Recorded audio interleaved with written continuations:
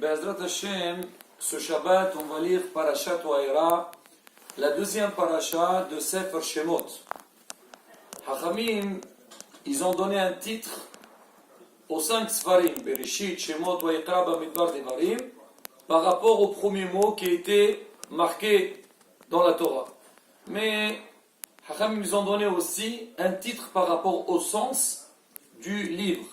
Sur Sefer Shemot, parmi les titres qu'on a donnés, on a dit que ce Sefer Shemot, c'est le Sefer de la Emouna. C'est le livre de la Emouna, de la croyance, de la foi. Pourquoi?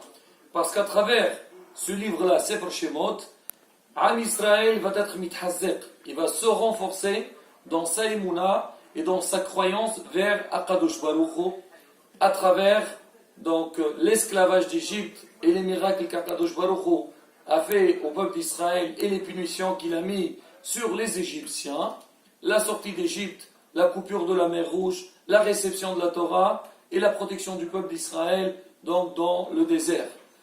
Maintenant, pour qu'Am Israël a toujours un rappel à ces événements-là et renforcer sa imuna, Hachamim, ils ont trouvé d'instaurer tous les soirs de Pesach de lire la Haggadah.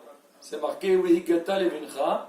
Ça c'est une mitzvah assez de raconter l'histoire d'Égypte le soir de Pesach.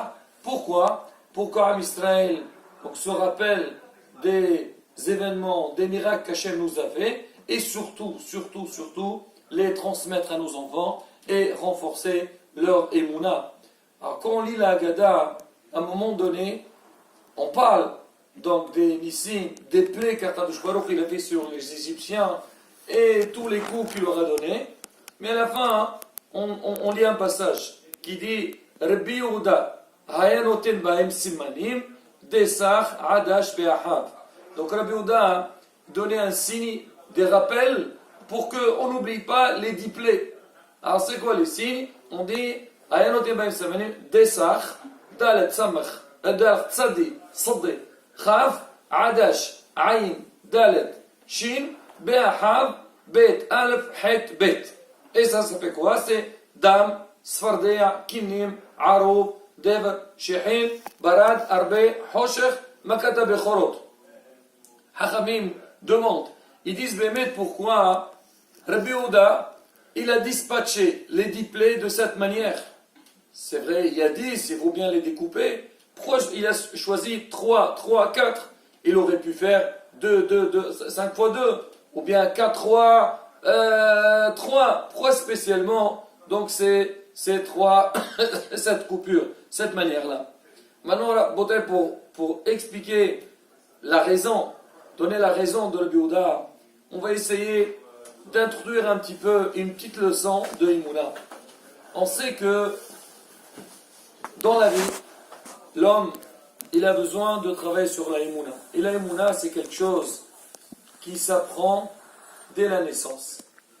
Il faut que dès qu'un enfant il vient dans le monde, ses parents, son entourage, lui font comprendre qu'il y a un patron au monde, il y a un créateur. On n'a pas besoin de faire des démonstrations, mais c'est quelque chose qui doit se transmettre, ce qu'on appelle la foi.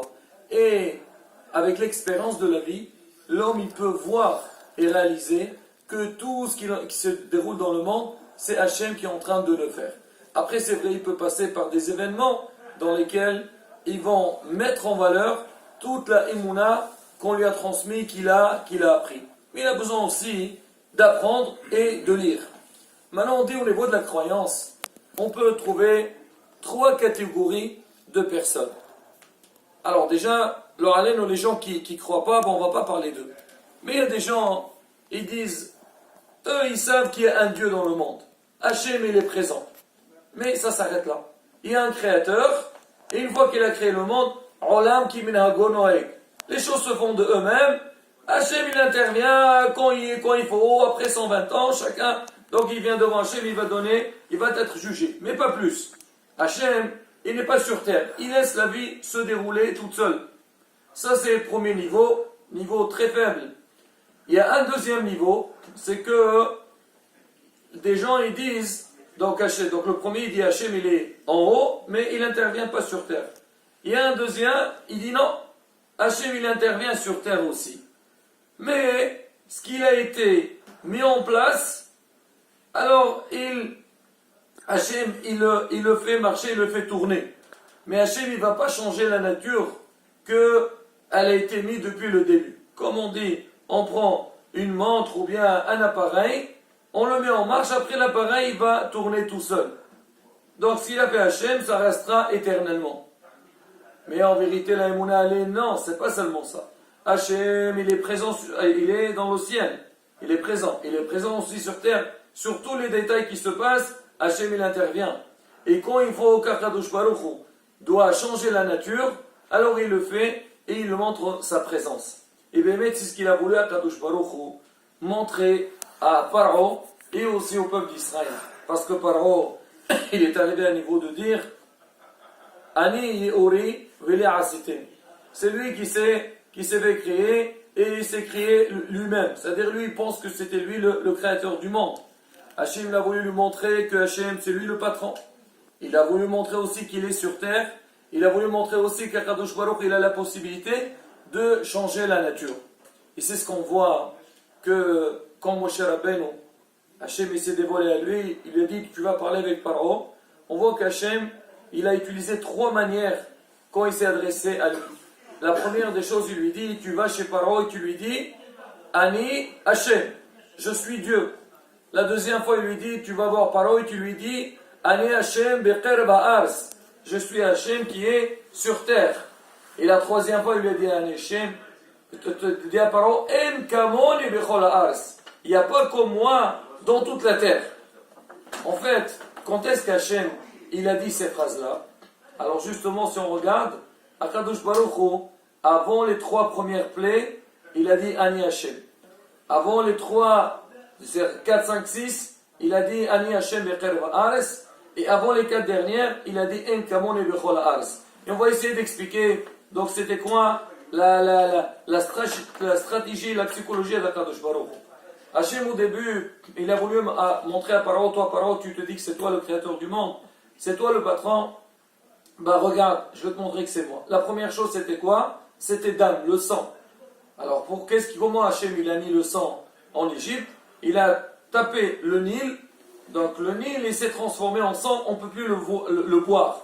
Alors toi Paro, tu dis que c'est toi le patron, et grâce à ton Nil tu montres ta puissance, bah sache-le que le Nil il est devenu du sang, comme s'il est mort. Donc moi je suis plus fort que lui. Deuxième chose, il y a les grenouilles. Ah, la Torah dit, d'où ils sont sortis les grenouilles? Ils sont sortis du Nil. Toi tu dis que le Nil c'est toi-même, et avec ça tu vas faire du mal à ton peuple et à toi-même. Donc c'est pas possible que ce soit toi. Et la troisième chose c'était les poux.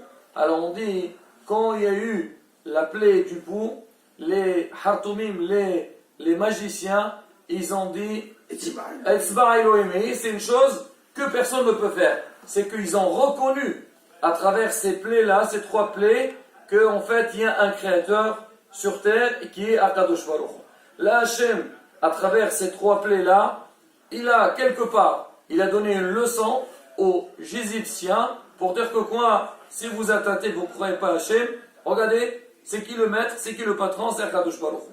Maintenant Hachem, il a besoin d'avancer encore. Il envoie Moshe Rabbeinu, il lui dit, tu lui dire, Hachem beqer ba'aretz. Vous croyez que Hachem, il est là-haut, il ne fait rien sur terre? Pas du tout. Première des choses, c'était quoi? C'était Dever. C'était la peste, c'est que les bêtes des Égyptiens, ils sont morts.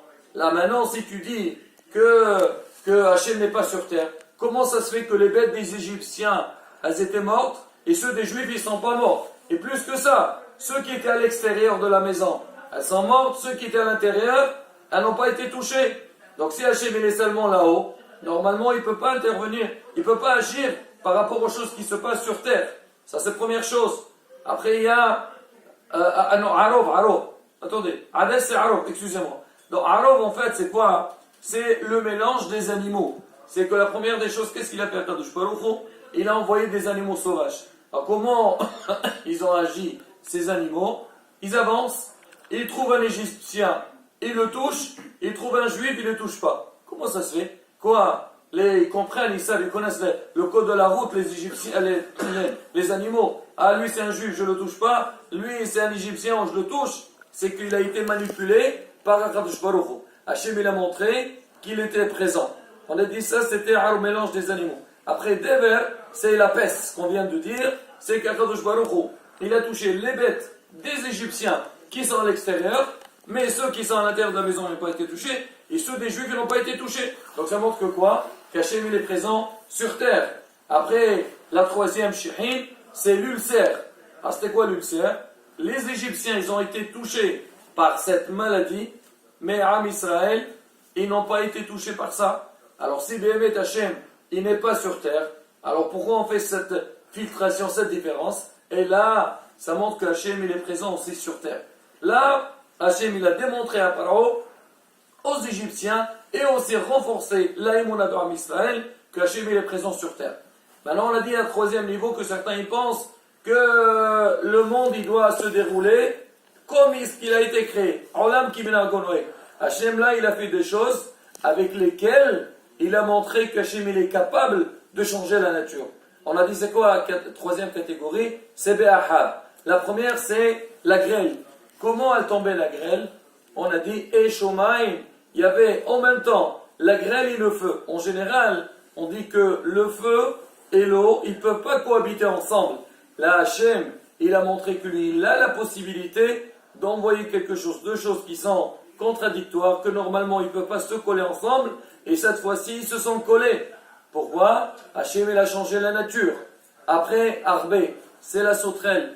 C'est marqué quand la sauterelle, elle est venue en Égypte, c'est marqué que toute l'Égypte, elle a noirci. Elle a couvert, donc, toute la lumière qui brillait sur la terre d'Égypte. Et là, encore une fois, la journée, normalement, elle est éclairée, elle s'est transformée en obscurité.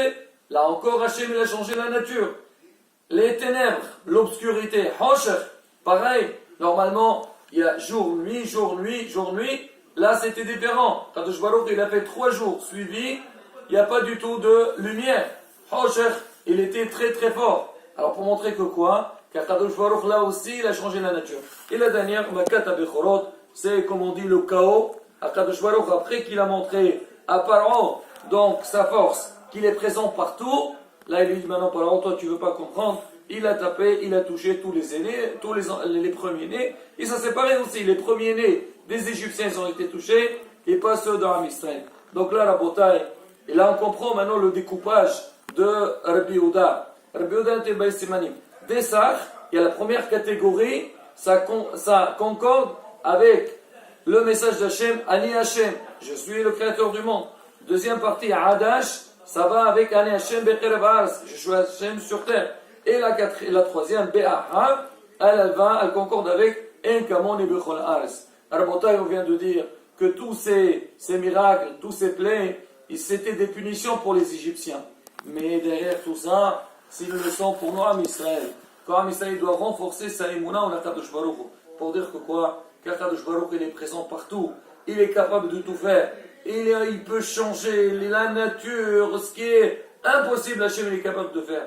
Et c'est ce qu'on doit faire, Bezat Hachem, que nous renforcer notre émouna, et Bezat Hachem, quand on renforce notre émouna en Akadosh Baruch Hu, on dit que Mesetra Mers Misraim, Ar-Enu Niflaot. Alors de la même manière qu'Akadosh Baruch Hu nous a fait des Misim Niflaot dans le passé, on a renforcé notre émouna, il nous a sortis d'Égypte, alors pareil aujourd'hui aussi, Bezat Hachem, quand Am Israël il renforce sa émouna, sa confiance en Akadosh Baruch Hu, Bezat Hachem, נזכה לגאולה שלמה במהרה בימינו, אמן כן רצון, שבת שלום.